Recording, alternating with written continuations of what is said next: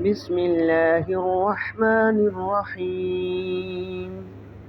اللهم صل على سيدنا محمد وعلى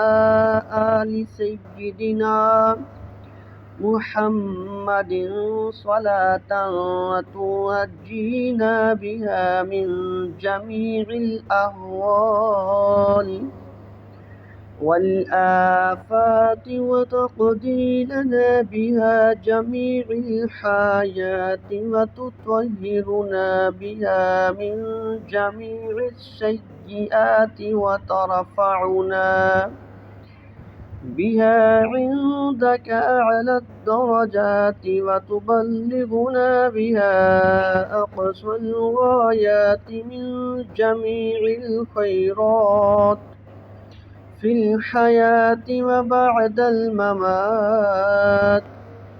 إنك مجيب الدعوة ورافع الدرجات ويا قاضي الحاجات ويا كافي المهمات ويا دافع البليات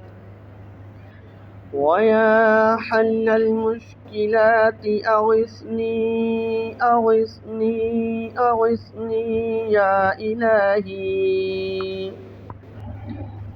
إنك على كل شيء قدير.